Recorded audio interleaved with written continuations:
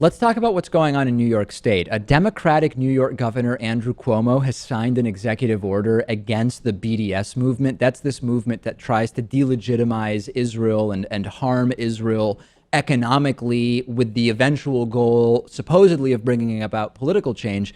It calls for the boycott, divestment, and sanctions against and of Israel and Israeli companies.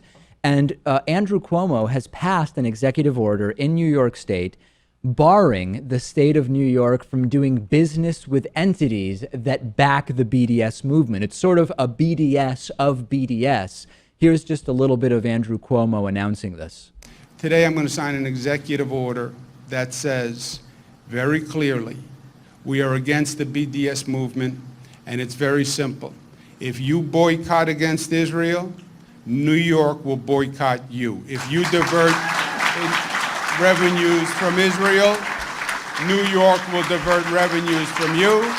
If you sanction Israel, New York will sanction you. Period. The legislature has also passed a similar measure, and this will extend the reach of Governor Cuomo's order to the state pension fund.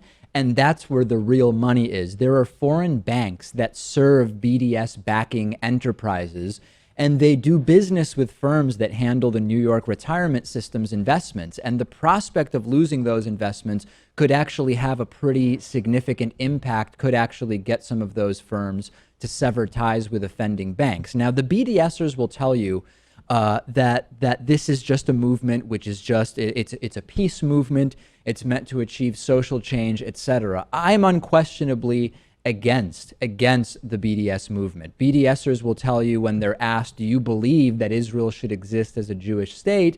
They say, oh, BDS doesn't take a position on two-state versus one-state solution. BDS just doesn't comment on that. And that is hugely misleading.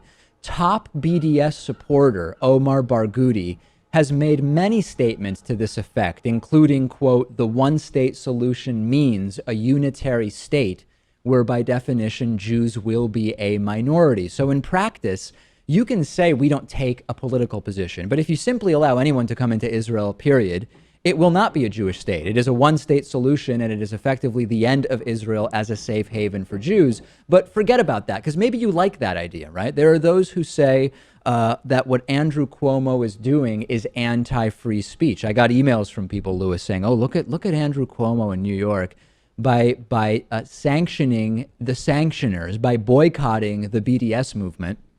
He is limiting the free speech of those who want to boycott Israel." This is when so-called liberals sound like right-wingers to me. The authoritarianism comes out. First of all, no one is prevented from saying anything by Andrew Cuomo's executive order. But let's put that aside for a second. This critique reminds me of when North Carolina passed that horrible anti-transgender bathroom law, and Andrew Cuomo said the state of New York is banning official travel to North Carolina for political reasons. It was the right-wingers saying this is a violation of free speech. The liberals didn't, because I guess they agreed with the politics of it. Now that it's the same guy, it's still Andrew Cuomo saying, hey, we are against BDS.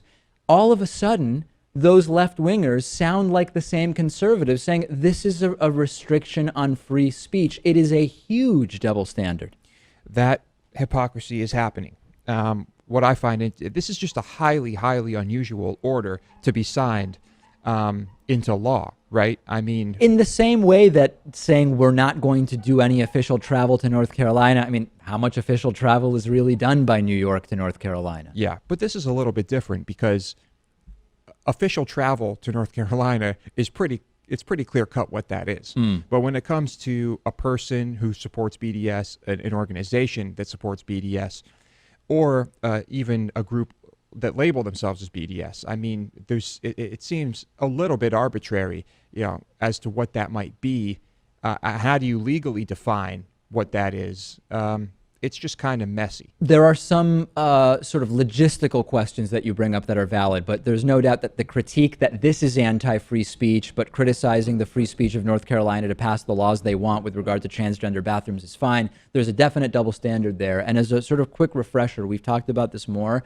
I've talked about BDS before. For those who want an overview of why I am against this movement, even if you're against Israel's current right-wing government led by Benjamin Netanyahu, as I am, even if you're against Israeli settlements, as I am, the BDS movement hurts the wrong people. It hurts Palestinian workers who will lose their jobs if these economic sanctions are directed against Israeli firms that employ them. BDS is essentially a propaganda war. It has zero chance of ever bringing peace. And whether or not BDS is inherently anti-Semitic is sort of irrelevant, because across the U.S., and particularly on college campuses, anti-Semitic beliefs are emboldened by BDS.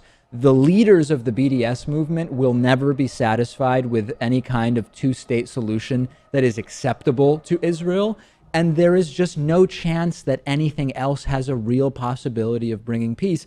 Even Norman Finkelstein and Noam Chomsky, although conceptually they have no problem with the boycotting of Israel, have both said this is not a path forward that is really going to achieve change. So we've talked about that more extensively, Louis. That is just a quick overview, but very, very interesting what is happening in New York State.